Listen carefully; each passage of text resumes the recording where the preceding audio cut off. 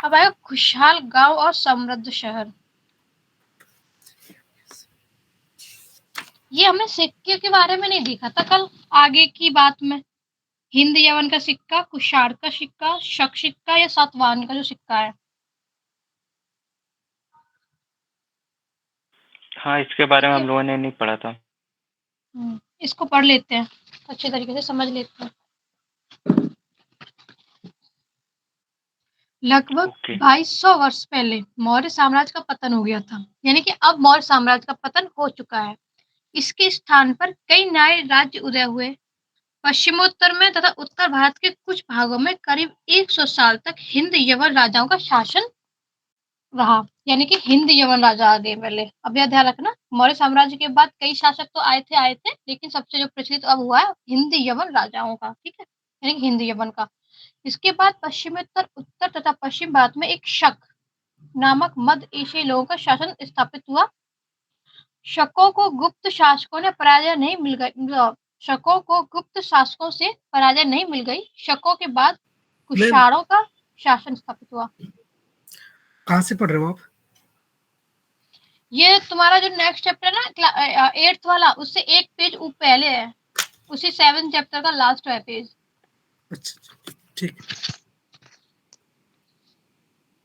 ठीक, यानी कि हिंद यवन आए, मध्य एशिया में स्थापित हुए शक, उसके बाद उनको गुप्त शासकों से उन्हें पराजय नहीं मिली। तो शकों के बाद आई कुषाण, ठीक है। इसका लाइन ध्यान रखना कि शक पहले है कि कुषाण पहले है, इस तरीके से। ठीक है, उत्तर तथा मध्य भारत में कुछ इलाकों में मौर्य सेना नायक पुष्यमित्र शुंग ने एक राज्य की स्थापना की। शुंगों के बाद कर्ण तथा कुछ और वंश के शासन तब तक चला जब तक लगभग 1700 वर्ष पहले गुप्त साम्राज्य की स्थापना हुई। हमने देखा कि पश्चिमी भारत के कुछ हिस्सों पर शकों का शासन था। यहाँ पश्चिमी भारत तथा मध्य भारत पर शासन कर रहे सातवाहन शासकों के साथ इनके कई युद्ध हुए। ठीक है, सातवाहन शासकों के लगभग 2100 साल पहले स्थापित सातवाहन राज्य लगभग 400 साल तक टिका रहा। लगभग 1700 वर्ष पहले मध्य तथा पश्चिमी भारत में वाकाटक वंश की स्थापना स्थापित हुई। दक्षिण भारत में 2200 से 1800 साल पूर्व के बीच चोलों, चेरों तथा पांड्य ने शासन किया। लगभग 1500 साल पहले पल्लवों और चालुक्यों के दो बड़े राज्य की स्थापना हुई। इसके अलावा और भी कई राज्य और राजा थे, इसके बारे में हमें उनके सिक्कों, पांडुलिपियों और पुस्तकों से पता चलता है। इन सब के साथ साथ अनेक ऐसे परिवर्तन भी हो रहे थे जिसमें सामान्य स्त्री और पुरुषों का महत्वपूर्ण योगदान था। इसमें कृषि का प्रसार, नए शहर का विकास, उद्योग तथा व्यापार में प्रगति थी। व्यापारियों ने एक तरफ जहां उपमहाद्वीप के अंदर तथा बाहर जमीन के रास्तों की खोज की, वहीं पश्चिम एशिया, पूर्वी अफ्रीका तथा दक्षिण पूर्वी एशिया के समुद्री रास्ते भी खुल गए।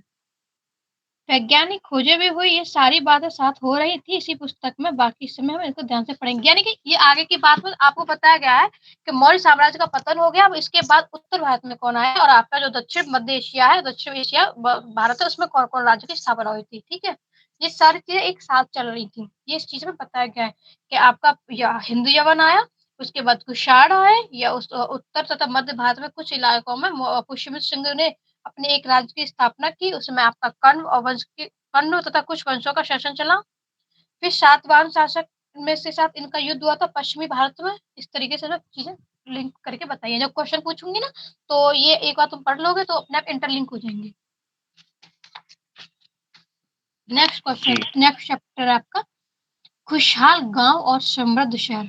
अब हम इसमें अभी तक हमने जान ली सारी चीजें, ठीक है। अभी तक हमारे ये ख्याल रखना, इसमें कोई सिक्का या उस तरीके की चीजें नहीं चली थी। अब स्टार्ट होगा लोहे के औजार और खेती। अभी कर भी नहीं बढ़ा था हमारा, है ना। नेक्स्ट, लोहे का प्रयोग आज एक आम बात है। लोहे की चीजें हमारी रोजमर्रा की जिंदगी का हिस्सा बन गई हैं। इस उपमहाद्वीप में लोहे का प्रयोग लगभग 3000 साल पहले शुरू हुआ। महापाषाण कब्रों में लोहे के औजार और हथियार बड़ी संख्या में मिले हैं। इनके बारे में हम अध्याय 4 में पढ़ चुके हैं। करीब 2500 वर्ष पहले लोहे के औजारों के बढ़ते उपयोग का प्रमाण मिलता है। इनमें जंगलों को साफ करने के लिए कुल्हाड़ियां और जुताई के लिए हलों का फाल शामिल है। अध्याय 5 में तुम अध्याय 5 में तुम पढ़ चुके हो कि लोहे का फाल के इस्तेमाल से कृषि उत्पादन बढ़ाया गया था। ठीक है, अब नेक्स्ट, कृषि उत्पादन बढ़ाने के लिए उठाए गए अन्य कदम। समृद्ध गांव के बिना राजाओं तथा उनके राज्यों को बने रहना मुश्किल था। जिस तरह कृषि के विकास में नए औजार और रोपाई महत्वपूर्ण कदम थे, उसी तरह सिंचाई भी काफी उपयोगी साबित हुई। इस समय सिंचाई के लिए नहरें, कुएं, तालाब तथा कृत्रिम जलाशय बनाए गए थे। कृत्रिम जलाशय का मतलब होता है मनुष्य के द्वारा बनाए गए चीज है। ठीक है, इस चार्ट में तुम्हें सिंचाई और परिवर्तन दिखाई देंगे और खालिस्तान भरने के लिए लोगों के द्वारा परिश्रम किया गया, किसानों को लाभ मिला। अब उत्पादन की अनिश्चितता घटी। कर अदा करने के लिए किसानों का उत्पादन बढ़ाना था, क्योंकि कर लगा था ना 1/6 वाला, तो उसको देना भी था, तो किसानों ने अपनी जो उत्पादकता थी वो बढ़ा दी थी। राजाओं ने सिंचाई की योजनाएं बनाई और धन खर्च किया। ठीक है, अब ये आपके मिलान है, आप देख लीजिएगा खाली स्थान भरने के लिए। गांव में कौन रहते थे? इस उपमहाद्वीप के दक्षिणी तथा उत्तरी हिस्से के अधिकांश गांव में कम से कम 3 तरह के लोग रहते थे। तमिल क्षेत्र में बड़े भूस्वामियों को वेल्ला, ध्यान रखना, तमिल क्षेत्र में बड़े भूस्वामियों को वेल्ला, साधारण हलवाहों को उड़वार और भूमिहीन मजदूरों को दास यानी कि कैटसियार और अधिमई कहलाते थे। ये इनके नाम दिए गए जो क्षेत्र में जिनके पास बड़ा भूभाग हुआ करता था, तो उनको वेल्ला, और साधारण जो होता था उनको हलवोड़ा को उड़वार। ठीक है, और भूमिहीन जो मजदूर होते थे उनको दास, कैटसियार और अदमाई कहलाते थे। ठीक है, उनके नाम दिए गए हैं। देश के उत्तरी हिस्से में गांव का प्रधान व्यक्ति ग्राम यानी कि भोजक कहलाता था। यानी गांव का प्रधान क्या कहलाता था? भोजक। अक्सर एक ही परिवार के लोग इस पद पर कई पीढ़ियों तक बने रहते थे। यानी कि यह पद आनुवांशिक था। पहले कबीला था तो पद आनुवांशिक नहीं था, लेकिन अब राज्य स्थापित हो गया ना, तो पद आनुवांशिक हो गया है, ध्यान रखना। ग्राम भोजक के पद पर आमतौर पर गांव का सबसे बड़ा भूस्वामी होता था। ठीक है, साधारणतः इनकी जमीन पर इनके दास और मजदूर काम करते थे। इसके अतिरिक्त प्रभावशाली होने के कारण प्राय राजा भी कर वसूलने का काम इन्हें ही सौंप दिया करते थे। ठीक है, किसको? जो ग्राम भोजक जो होते थे, क्योंकि एक छोटा सा हिस्सा का एक स्वामी, जिस तरह मतलब जिसके पास जमीन ज्यादा होती थी उस तरीके से। इसके अतिरिक्त प्रभावशाली होने के कारण प्राय राजा भी ये, ठीक है, ये न्यायाधीश का और कभी कभी पुलिस का भी काम करते थे। ध्यान रखना, न्यायाधीश का और पुलिस का काम कौन? ग्राम भोजक। ग्राम भोजकों के अलावा अन्य स्वतंत्र कृषक भी होते थे, जिन्हें गृहपति कहते थे। गृहपति, इनमें ज्यादातर छोटे किसान होते थे, यानी कि जो गृहपति होते थे उसमें छोटे किसान है। इसके अतिरिक्त कुछ ऐसे स्त्री पुरुष थे जिनके पास अपनी जमीन नहीं होती थी। इनमें दास कर्म कराते थे, जिन्हें दूसरों की जमीन पर काम करने अपनी जीविका चलानी पड़ती थी। अधिकांश गांव में लोहार, कुम्हार, बढ़ई तथा बुनकर जैसे कुछ लोग शिल्पकार भी करते थे। प्राचीनतम तमिल रचनाएं। तमिल की प्राचीनतम रचनाओं को संगम साहित्य कहते हैं। ध्यान रखना, क्या कौन सा साहित्य कहते हैं? संगम साहित्य। संगम साहित्य कौन सा है? तमिल की प्राचीनतम रचना है। इसकी रचना करीब 2300 साल पहले की गई थी। इन्होंने संगम इसलिए कहा गया था क्योंकि मदुरई के कवियों के सम्मेलनों में इनका संकलन किया जाता था। इन्हें संगम क्यों कहा जाता था? क्योंकि इन्हें ये मदुरई के कवियों के सम्मेलनों में इनका संकलन किया जाता था। गांव में रहने वालों के जिन तमिल नामों का उल्लेख यहाँ किया गया है वे संगम साहित्य में पाए जाते हैं, इसलिए ही इन्हें संगम कहा जाता है। नगर क्या कहती है? कहानियां, यात्रा विवरण, मूर्तिकलाएं और पुरातत्व। तुमने जातकों के बारे में सुना होगा। ये वो कहानियां हैं जो आम लोगों में प्रचलित थी। बौद्ध भिक्षुओं ने इनका संकलन किया। यहाँ एक जातक कथा दी गई है जिसमें बताया गया कि एक निर्धन किस तरह धीरे धीरे धनी बना। एक जातक कथा है। तो निर्धन की चतुराई क्या थी, अब वो पढ़ते हैं, ध्यान से सुनो। एक शहर में एक गरीब युवक रहता था। उसके पास एक मरे चूहे के अलावा कुछ नहीं था। उसने उस चूहे को एक सिक्के में एक भोजनालय वाले की बिल्ली के लिए बेच दिया। फिर एक दिन बड़े जोर से आंधी आई। राजा का बगीचा टूटी टहनियों और पत्तियों से भरा गया। उनके माली इसे साफ करने की बात से परेशान हो उठे। युवक ने माली से कहा कि अगर लकड़ियां और पत्ते उसे मिल जाएं तो बगीचे की सफाई कर सकता है। माली तुरंत मान गया। युवक ने पास खेल रहे बच्चों को यह कहकर इकट्ठा कर लिया कि प्रत्येक टहनी और पत्ते के बदले में उन्हें एक एक मिठाई मिलेगी। देखते ही देखते उन्होंने बगीचे से एक एक तिनका चुनकर गेट के पास इकट्ठा कर दिया। तभी उधर से राजा का कुम्हार बर्तनों को पकाने के लिए ईंधन की तलाश में गुज़रा, उसने पूरे ढेर को खरीद लिया। इस तरह युवक के पास कुछ और पैसे हो गए। अब उस युवक ने एक और योजना बनाई। एक बड़े बर्तन में पानी भरकर वह नगर के द्वार पर गया और वहाँ उसने घास काटने वाले 500 लोगों को पानी पिलाया। खुश होकर उन लोगों ने कहा, तुमने हमारे लिए इतना अच्छा काम किया, बताओ तुम्हारे लिए हम क्या कर सकते हैं? उसने कहा, मैं आपको यह बताऊँगा जब मुझे आपकी सहायता की ज़रूरत होगी। उसके बाद उसने एक व्यापारी से दोस्ती की। एक दिन उस व्यापारी ने बताया, कल एक घोड़े का व्यापारी 500 घोड़ों के साथ शहर में आ रहा है। यह सुनकर उस युवक ने उस घास काटने वालों के पास जाकर कहा, कृपया तुम सब एक-एक घास का गट्ठर मुझे दो और अपनी घास तब तक मत बेचो जब तक कि मेरी ना बिक जाए। उन्होंने उसे घासों को 500 गट्ठर दे दिए। जब घोड़े के व्यापारी को कहीं भी घास ना मिली तो उस युवक ने घास 1000 सिक्के में खरीद ली। इस कहानी से आए व्यक्तियों को व्यवसाय की सूची बताइए, मतलब किस तरीके से वो अपना धनी व्यक्ति बन गया, तो उसकी चित्र है। प्राचीन नगरों के जीवन के बारे में हमें कुछ अन्य स्रोतों से भी पता चल सकता है। शहरों, गांवों या फिर जंगलों के जीवन से जुड़ी घटनाओं को मूर्तिकार कलात्मक ढंग से करते थे। इन मूर्तियों को ऐसी इमारतों की रेलिंग, खंभों या प्रवेश द्वारों पर सजाया जाता था जहाँ लोग आते-जाते थे। देखो, ब्रैकेट में लिखा हुआ है कि सांची की मूर्ति कला, यह मध्य प्रदेश स्थित सांची के स्तूप की मूर्ति कला का नमूना है। यानी मध्य प्रदेश में सांची। इसमें शहर के जीवन का एक दृश्य है।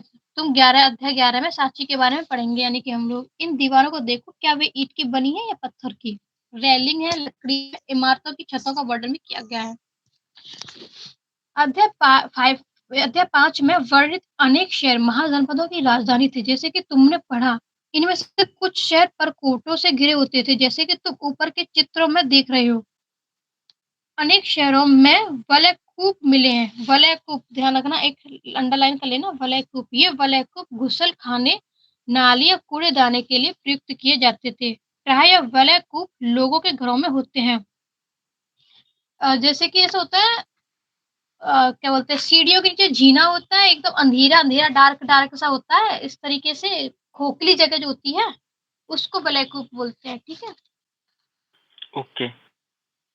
महलों, बाज़ारों या आम घरों के अवशेष बहुत कम मिले हैं। संभवतः लकड़ी, मिट्टी व कच्ची ईंटों या छप्पर से बने होने के कारण ये ज़्यादा समय तक टिक नहीं पाए हैं। भविष्य में पुरातत्वविद इनकी खोज कर सकते हैं। प्राचीन शहरों के बारे में वहाँ गए नाविकों तथा यात्रियों के विवरणों द्वारा भी पता चलता है। ऐसा ही एक विस्तृत विवरण किसी अज्ञात यूनानी नाविक का है, जिन जिन पत्तनों पर वह गया उन सभी के बारे में उसने लिखा था, यानी एक यूनानी ने। बेरीगाज़ा भरूची का यूनानी नाम की कहानी थी। बेरीगाज़ा की संकरी खाड़ी में समुद्र से आने वालों के लिए नाव चला पाना बहुत मुश्किल होता है। राजा के द्वारा नियुक्त कुशल और अनुभवी स्थानीय मछुआरों के यहाँ जहाज ला सकते थे। बेरीगाज़ा में शराब, तांबा, टिन, सीसा, मूंगा, पुखराज, कपड़े, सोना, चांदी के सिक्के आयात करते थे। यानी कि बेरीगाज़ा एक मतलब एक समुद्र से आने वाली एक नाव है, जिसके अंदर ना उसमें बहुत सारी चीजें रखी हुई है। ये कहानी सो बताती है, ठीक है? जिसमें आपका मतलब शराब है, तांबा है, टिन है, सीसा, मूंगा, पुखराज है और हिमालय की जड़ी-बूटी है, हाथी के दाँत हैं, कार्नेलियन है, सूती कपड़ा, रेशम है। राजा के लिए व्यापारी विशेष उपहार लाते थे। इसमें चांदी के बर्तन, गायक, किशोर, सुंदर औरतें और अच्छी शराब तथा उत्कृष्ट महीन कपड़े भी शामिल हैं। ठीक है, अब देखो साइड में लिखा हुआ आहत सिक्के। आहत सिक्के सामान्यतः में आयतकार और कभी-कभी वर्गाकार या गोल होते थे। यानी कि वर्गाकार भी होते थे, गोल भी होते थे और आयतकार भी होते थे। ये या तो धातु की चादर को काटकर या धातु के चपटे गोलिकाओं से बनाए जाते थे। इन सिक्कों पर कुछ लिखा हुआ नहीं होता था, बल्कि इन पर कुछ चिन्ह ठपे जाते थे। ठीक है, इसलिए ये आहत सिक्के कहलाते थे। जैसे होता है ना, आटा होता है, आटे में ऐसे लड़कियां आटा लगा के रख देते, फिर ऐसे हाथ के छापे लगा देते, लिखा कुछ नहीं होता, इसी तरीके से छापे एक तरीके से लगा दिए जाते थे। वो होता है पे, ठीक है? इसलिए आहत सिक्के कहलाते हैं। ये सिक्के उपमहाद्वीप के लगभग अधिकांश हिस्सों में पाए जाते हैं और ईसा की आरंभिक सदियों तक ये प्रचलन में रहे थे। अब सिक्कों के बारे में पढ़ेंगे हम। ठीक है, पृष्ठ 82 पर दी गई कहानी में तुमने देखा कि किस तरह सिक्कों के आधार पर संपत्ति का मूल्यांकन किया गया है। यानी कि सिक्कों को देखकर कोई बता सकता था उस समय के किस पे ज़्यादा पैसा था, किस पे ज़्यादा संपत्ति नहीं थी, किस पे संपत्ति ज़्यादा थी। पुरातत्वविदों को इस युग के हज़ारों सिक्के मिले हैं। सबसे पुराने आहत सिक्के थे जो करीब 500 साल चले।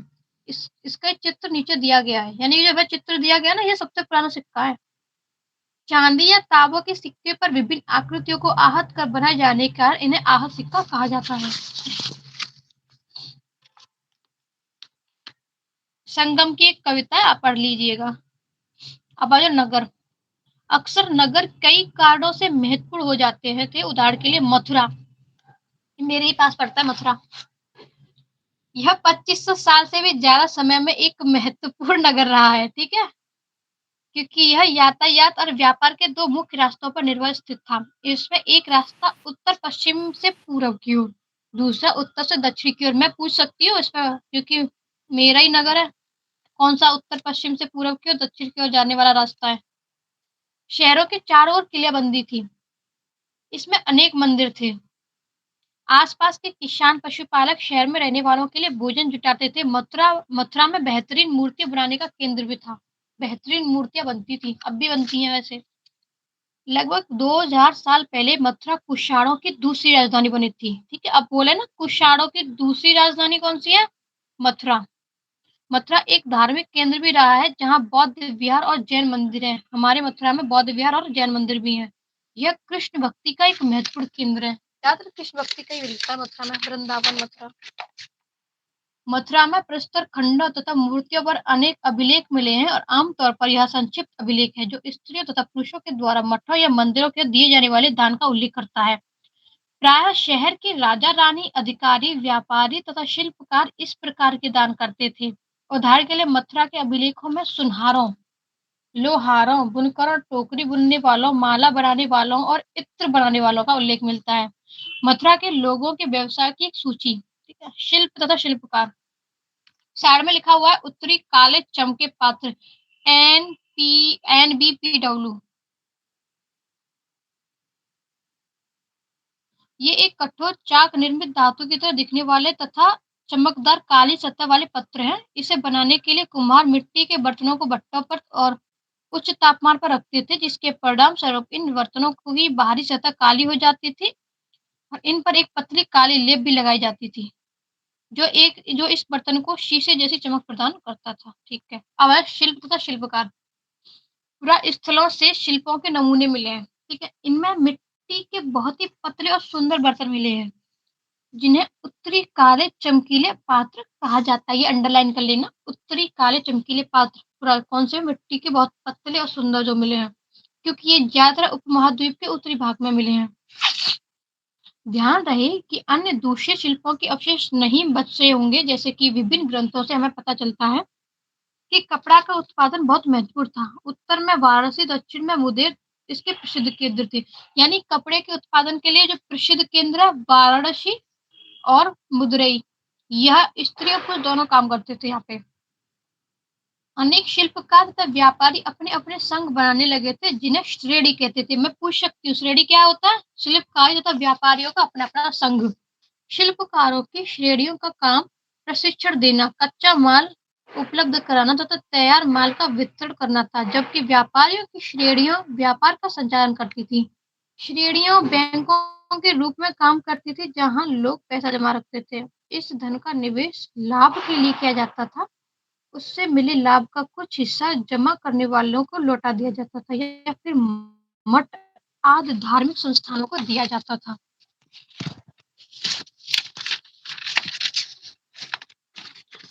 सूत काटने और बुनने के नियम, ठीक है, ये एक कहानी के रूप में बताई गई है, जो महिलाओं स्त्रियों करती थी। अब आप सूक्ष्म निरक्षर यानी कि अरिका मेडू यानी कि पैदुचेरी में, ठीक है। और पृष्ठ में रोम के बारे में दी जानकारी पढ़ो। लगभग 2200 से 1900 साल पहले अरका मेडू एक पतन था। यह दूर दूर से आए जहाजों के सामान उतारे जाते थे। यह ईंटों से बना एक ढांचा मिला है, जो संभवतः गोदाम रहा हो। यह भूमध्य सागरीय क्षेत्रों के एम्फोरा जैसे पात्र मिले हैं। कैसे पात्र? एम्फोरा। इनमें शराब, तेल जैसे तरल पदार्थ रखे जा सकते थे। इन दोनों तरफ से पकड़ने के लिए हत्थे लगे हैं। साथ ही यहाँ एयरटाइन जैसे मुहरें लाल चमकदार बर्तन भी मिले हैं। एयरटाइन मुहर कहाँ से मिली है? अरिकामेडू से। इन्हें इटली के एक शहर के नाम पर एयरटाइन पात्र के नाम से जाना जाता है। इसे मुहर लगे सांचे पर गीली चिकनी मिट्टी को दबाकर बनाया जाता था। यानी कि जो मुहर मिली है ना, गीली चिकनी मिट्टी होती है, जो किसी पे मुहर रखते थे उसे दबा देते होंगे, और क्या नाम है इसका, एयरटाइन नामक पात्र जो होगा उसमें लगाई गई होगी, तभी तो ये निशान होगा। ऐसे बर्तन भी मिले हैं जिनका डिजाइन तो रोम का था, किंतु वे यहीं बनाए जाते थे। यहाँ रोमन लैंप, शीशे के बर्तन तथा रत्न भी मिले हैं। साथ ही छोटे-छोटे कुंड मिले हैं जो संभवतः कपड़े की रंगाई के पात्र रहे होंगे। यहाँ पर शीशे और अर्ध बहुमूल्य पत्थरों से मनके बनाने के पर्याप्त साक्ष्य भी मिले हैं। अन्यत्र यहाँ यूरोप के सबसे पुराने शहरों में से एक है। यह कौन? रोम। ठीक है, रोम के बारे में बोल रहा है ये। इसका विकास लगभग तभी हुआ था जब गंगा के मैदान के शहर बस रहे थे। रोम एक बहुत बड़े साम्राज्य की राजधानी था। यह यूरोप, उत्तरी अफ्रीका तथा पश्चिमी एशिया तक फैले साम्राज्य था। इसके सबसे महत्वपूर्ण शासकों में से एक था ऑगस्टस। करीब 2000 साल पहले शासन किया था उसने। उसने कहा था कि रोम ईंटों का शहर था। अब बताना, ईंटों का शहर रोम को किसने बोला है? उसने बोला ऑगस्टस ने, जिसे मैंने संगमरमर को बनवाया था। ऑगस्टस और उसके बाद के शासकों ने कई मंदिर तथा महल भी बनवाए। ऑगस्टस ने बड़े-बड़े रंग मंडल बनवाए और इसमें चारों तरफ दर्शकों के बैठने की सीढ़ी नुमा जगह भी होती थी। यहाँ लोग विभिन्न प्रकार के कार्यक्रम देख सकते थे। उन्होंने स्नानागार भी बनवाए जहाँ स्त्री तथा पुरुष के लिए। हाँ, तो मैं ये कह रही थी, जब हम 6, 7, 8 की एनसीईआरटी कंप्लीट कर लेंगे उसके बाद हम 9th की एनसीईआरटी से मेंस का एक आंसर लिखा करेंगे, ठीक है, साथ में। ओके, ये सही रहेगा। है ना? हाँ, और एक क्वेश्चन जैसे 2 एक चैप्टर का एक क्वेश्चन नहीं लेंगे। एक चैप्टर के जितने को एक मतलब जितने क्वेश्चन दे रखे होंगे ना, उससे टोटल मिलाकर एक क्वेश्चन बनाया करेंगे, जो कि आपका 500 से 600 वर्ड में होया करेगा। एक तरीके से पूरी बुक की एक चैप्टर की समरी, छोटा चैप्टर हुआ करेगा उस तरीके से। इस तरीके से डील करेंगे अब आगे 9th से। ओके, ये सही रहेगा। इससे मतलब इससे राइटिंग भी हम लोग की सुधर जाएगी। हाँ, और इससे 2 चीज़ें हो जाएँगी, इसमें की पॉइंट भी हमें साथ के साथ अच्छे से याद भी हो जाएँगे, फिर हम अपना आंसर भी करेंगे और आंसर भी लिख पाएँगे। एनसीईआरटी की लैंग्वेज में लिखेंगे, उसे समझने में ज़रूरत है ना एनसीईआरटी की लैंग्वेज को। जी। हुँ, तो ठीक है, और 2 दिन क्लास ओके, मेरी ऑफ थैंक है, यू। मंडे